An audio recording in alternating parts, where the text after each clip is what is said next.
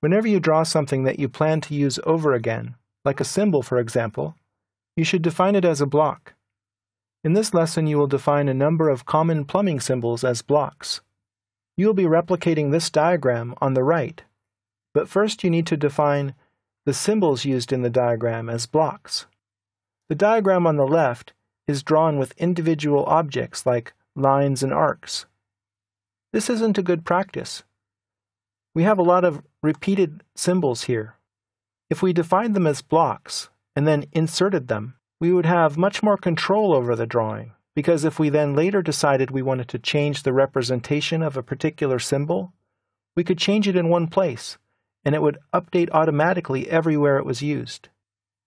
Let's go ahead and define these objects down here as individual blocks. At this point, we have drawings made of individual objects.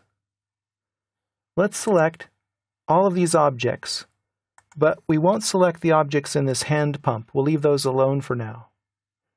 Then go up here and open the Layer drop-down and select Layer 0. Press Escape to deselect.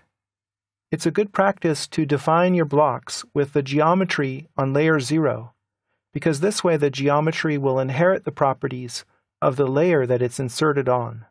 I'm leaving this hand pump symbol alone to show you what happens if we don't do this, and we leave this object set to the plumbing layer. So let's go ahead and define each symbol as a block. Click the Create Block tool here on the block panel. Every block has a name. This block here is called a globe valve, so I'll type that in.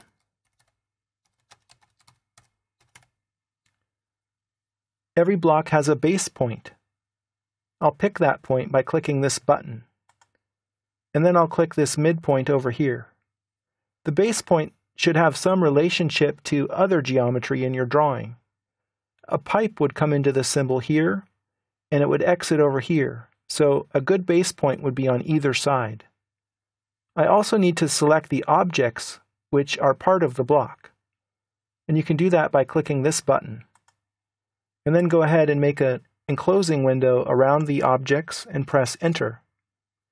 You get verification that you've selected objects here in this little thumbnail.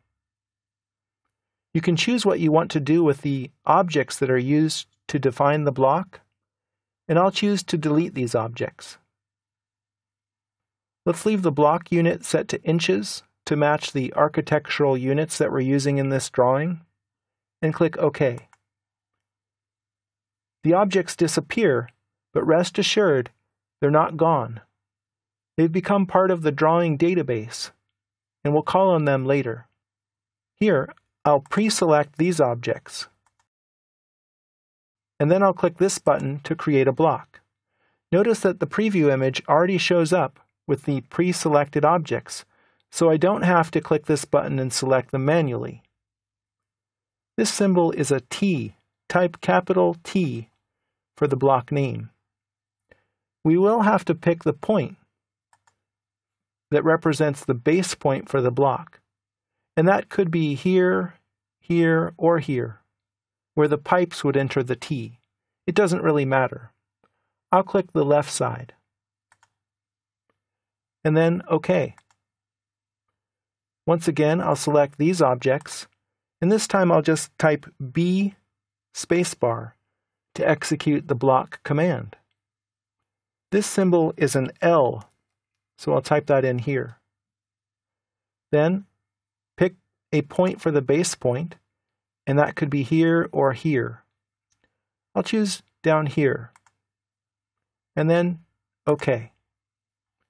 Once again, select, type B, enter. This is a union. It needs a base point, either here or down here. I'll click down here, and then OK. Again, select, type B, enter. This is a check valve. Select a base point. Could be here, or it could be here where the pipe enters and exits the valve.